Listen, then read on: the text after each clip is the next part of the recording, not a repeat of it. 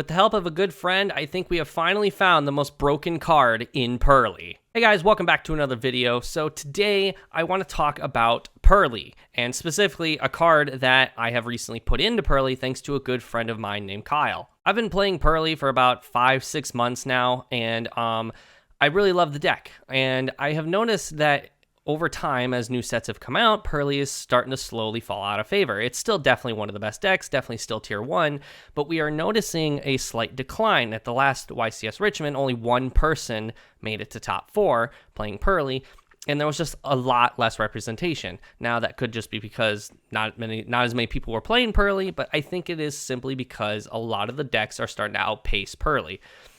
We are seeing a very hand trap heavy format. Stuff like Veiler and Imperm are being run in the main decks, and that is stuff that hurts Purrely tremendously. So I have realized, with this realization, I have decided that I wanted to start trying to explore other possibilities, because when we see Purrely, we know the end game. We know the build by heart. You know, there's 12 to 15 non-engine cards, and then Purrely's just trying to summon out Baby Noir with this trap card, Field Spell, and My Friend, and then draw 4 to 6 cards on your opponent's standby phase. We know the lines. Even if you're playing against it, you know where it's trying to go. It doesn't really diverge that far from that. Now, because of that, I think Purrely players need to start experimenting more with newer stuff, and we have been seeing that with time. We see Purrely players in Master Duel doing like Ghost Trick plays, even though I don't think that translates well into the TCG. In the TCG, however, we've been seeing like discard engines like Shadal's and Dark Worlds that kind of have free discards for the memories and that can replace themselves. However, nothing's really been sticking. And I think one single card is all we really need. And what is that card, you know? And that card is quite simply, Where Art Thou? Now, this is a card that this is a card that Purrely players I know were experimenting with when Purrely first came out, but I think they were experimenting with it with the wrong intention. This card can search some of the best hand traps in the deck. It can guarantee that come your opponent's turn, you're going to have these hand traps in your hand, so you don't have to rely and hope that you draw them off of Big Noir. You don't have to rely on Big Noir at all to have these in your hand.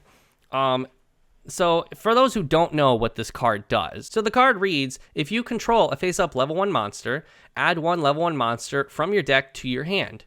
During the end phase of this turn, take 2,000 damage if you do not normal summon the added monster or a card with the same name after activating this card. So this is insane.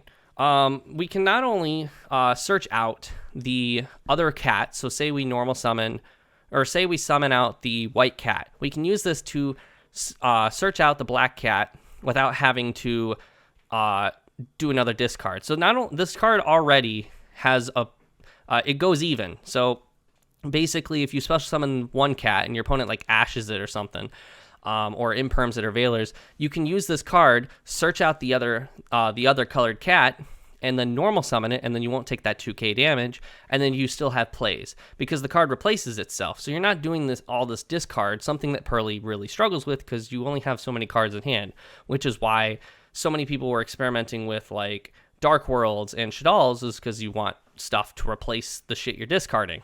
So you can keep playing. On top of that, you can, if you have really good plays and your opponent's not interrupting you, you can use this to search some insane hand traps or some just staples in the game. And to start, you can search Droll and Lockbird. And like this blew my mind, that you could search out Droll and Lockbird, a card that is being main decked in many decks and for sure side decked in every other deck. This card alone kills stuff like Centurion and Manadium, and just it can cripple tier. It hurts Purrely. It's just a very pivotal hand trap in the current format. And the fact that you can just guarantee search it, and sure, your opponent knows you have it in your hand, but what are they going to do about it? Like, how are they going to stop you from activating Droll and Lockbird unless they do Shifter and Draw Phase, which, you know, fair enough. But on top of that, there's other level 1 like staples, hand traps. You can search Effect Veiler, again, a card that Purrely is already main decking. So just the fact that you can search this and not have to worry about Noir drawing it, or like if you don't get to Noir, you at least know it's in your hand.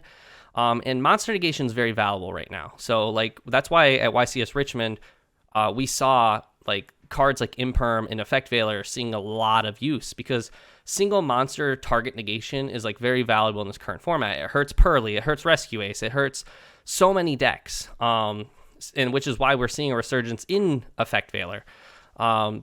So the fact that we can just search it is insane. But on top of that, Purrely does not do well going second. This is why at YCS Richmond we saw Christopher LeBlanc running in his main deck 3 Dark Ruler No More. Because sure, Dark Ruler No More doesn't stop every deck, but it hurts decks like Vanadium when you're going second. Purrely struggles going into fully fledged Vanadium boards. So if you can just go Dark Ruler No More, it 100% gives Purrely more playability. So like that's crazy. We can use Where Art Thou to search Kurikara Divine Incarnate. If your opponent's hitting you with a lot of just interruption on their board and they're using all their monster effects, you can just like normal summon Purrely, activate Where Art Thou, and search Divine Incarnate and clear their fucking board, and possibly even go for the OTK depending on how much stuff you clear. Now, like Divine Incarnate is by no means like one of the best cards in the game, because we're kind of in a hand trap format right now, and that's more of a board breaker format card, but it's also like a very specific board breaker format card. Because of that, I really only run the one, and I'll get into the deck profile here in a minute. But just this card just opens the door. And I know, again, we were experimenting with it when the deck first came out, but we haven't seen it since. And I think we need to really flesh out more lines. We need to figure some more stuff out, because Purrely has been figured out. It's been solved in its current state. We need to evolve the deck. And I think there's still a lot of room for that. There's Jester Confit, which is just a level 1 extender that you can use for Xyz plays, Link plays. And that's also, again, searchable by Where Art Thou. You can just search a free extender. And then on top of that, the card specifically states in the end phase, if you don't summon that normal summon that monster, you're going to take the 2k damage. But here's the crazy part. Sleepy Memory reads that the next time you would take battle or effect damage this turn, it is 0. Meaning Sleepy Memory will eat that 2k damage. So you just free search one of the best hand traps in the game, and you don't take any consequence. You just eat it. And so like that's just insane. So again, let's just real quick get in the deck profile here. All right, so we're just gonna jump right into the deck profile here. So we have the obvious cards, like the 3 cats to start off. The 3 copies of each cat, like no duh. We of course have 3 Pretty Memory, 3 Sleepy Memory, 3 Happy Memory, 1 Delicious, 2 Field Spell, and 3 My Friend Purrely. Now you could run 3 of the Field Spell. I know some builds like to guarantee the search off of My Friend Purrely. I don't think it's necessary. I feel like you're gonna run into 1,000 scenarios where you can get into this card. You could get lucky off of Purrely's Excavation effect. And if you really need this card, then most likely you just didn't have the hand to get it to begin with. In which case, you're gonna use My Friend Purrely to search it regardless and hopefully get it. But at the end of the day, I usually search off My Friend Purrely. I try to go 2 Field Spell and 1 Delicious. It's a win regardless. But it's more up to you how you want to play it. I prefer 2 Field Spells. So, and then of course we do have the 1 Trap card. All right, so that's the obvious stuff out of the way. We of course run a bunch of hand traps. So we run 3 Ash Blossom, 2 Droll and Lockbird, 3 Effect Veiler, and 3 Imperm. Jesus, my setup's a little messed up here.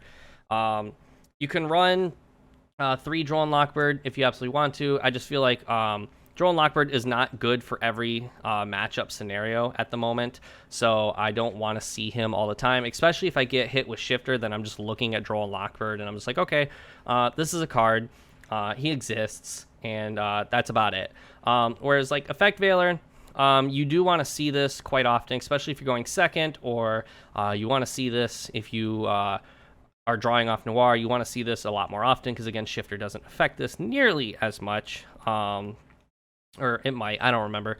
But regardless, Veiler, just again, as I said, single target monster negation is like very valuable in this current format.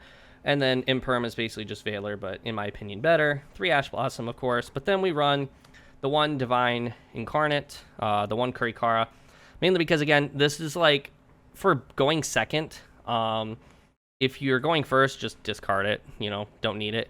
But For going second. It's searchable off Where Art Thou, and it's just good. The thing is, the cool thing about Purrely is that you can run go second cards, and if you're going first, they're just free discard. So there's not a lot of punish there. But we only run the one because even though it is a go second card, it is searchable, and we don't want to see too many of it because it's a very specific like format heavy card, and we're not really in the format for it, but it can still benefit us a lot, especially if our opponent's not expecting it. From there, we have like the non-engine spells. We have the 2 Where Art Thou, the 2 Pot of Prosperity, and the 2 Dark Ruler No More. You can run 3 of all of these cards. I run only 2 Where Art Thou because I just don't think I need to run 3. I have a couple of ways to get into it. One of those ways is in the side deck. The other way is Pot of Prosperity. And just, again, it's either I see it or I don't. And if I don't see it, then, most likely I'm already opening Droll, or I will draw it off Noir. So I don't think the third copy is really needed. Pot of Prosperity, I run it 2. I think 2 is the right ratio for Pot of Prosperity in Purrely specifically, because it's either you see it or you don't. But again, I don't want to open too many copies, and then I definitely don't want to see Prosperity in my excavation of Prosperity. So just, we want to see this card, but we don't want to see it too much. And then Dark Ruler No More. I was running 3 copies of this until I put Kurikara into the deck. The thing about this is that like Kurikara and Dark Ruler kind of conflict with each other. So you don't really want to see both of them, but Dark Ruler No More is just, again, another go second potential card. If you see it going first, just discard it, get it out of the hand. Yeah, that's it for that. We're going to move on to the extra deck. The extra deck is pretty cookie cutter. There's like one card in here that like you could run, but you don't have to run. We of course have the 1 Baby Noir, the 1 Plump, the 2 Beauties, the 2 Happiness, the 2 Big Noirs. Those are just kind of the right ratios for Purrely's. You could cut 1 Happiness, you could cut 1 Beauty. It's more of just a comfort pick. I think running 2 for both of those is just for the grind. But these 2 are required, and like running 2 of this is kind of required. From there, the other Xyz monsters, we run 1 Assembled Nightingale, 1 Downard, 1 Princess Sprite, and 2 Zeus. You can run, you can cut one of these Zeus for like Anti-Zeus or Typhon, whatever you want to call them. I don't like the card. I genuinely don't like the card. I don't think it brings a whole lot to Purrely. And I personally do not think the card is good. I know I am definitely the minority in that opinion. I just don't like it, so I'm not going to run it. You could run Ensemble Robin. I think Nightingale's better because it's just Turbo Zeus on going second, especially if you hit him with Dark Ruler and then you just go straight into Nightingale and then you just turbo into Zeus. A lot of profit there. And then the one card that I'm thinking like you don't have to run is Princess Sprite. I use this in the scenario that we don't see Where Art Thou, and I really want to see it. We'll just go Princess Sprite and hope that we see it. But there's also 1,000 other cards we could get off of this. We could get one of the memories. We can get one of the other Purrely cards. We could get Pot of Prosperity. There's 1,000 things you can get off of this, and I think it was a good choice putting it back into the extra deck because on an older profile you all saw I had it in my extra deck. Last 2 cards, of course, is Relinquished Anima. This card just punishes people for playing their columns poorly. But also, it lets you bridge into Little Knight. You just summon Relinquished Anima, and then you just immediately go into Little Knight. It could, depending on if you actually get the effect off Anima or not, it could let you punish your opponent twice. You just go Anima, take one of their monsters, link off Anima and another monster to go into Little Knight, and then Little Knight banishes another card off their board. But, I mean, this is just the most broken card in the fucking game right now. So, yeah. Like I said, the extra deck's pretty cookie cutter. You could cut one of the Zeuses or the Princess Sprite for another, Little Knight or Typhon. It's really up to you. This is just how I prefer to do it. Moving on to the side deck. Side deck, as usual, is pretty standard, it's pretty normal to say that this is more based around what you're going to expect at your locals. But this is also kind of what you're going to see from most Purrely side decks in general. We, of course, have 3 summon limit. Purrely just plays this because they can play around it heavily, and it just locks out so many decks. If you're doing the mirror match, this actually works a lot because then your opponent's kind of forced to hope that they can get to beauty. And by then, you probably already have a fully established board, so they're not going to get to beauty regardless. We run 3 shifter because this just kills tier and like some other decks. Like it can hurt Manadium since they can't get to vicious Astrolaud if all their shit's getting banished. But like this just kind of keeps the rogue decks for sure in check, and then it just keeps Purrely, or not Purrely, it keeps tier in check. Speaking of tier, we run Keldo and Mudora. This is kind of like a cool little tech that I can't even take credit for here, but I really liked it when I saw it. Keldo and Medora, basically, they're free discards, and then you can use them to recycle your own resources if too much is hitting the grave, or it's just graveyard interruption for the mirror match, for Manadium, because you can put the resources back, so again, they can't get to Vicious Astrolaud. You can put stuff back, so Tier can't play.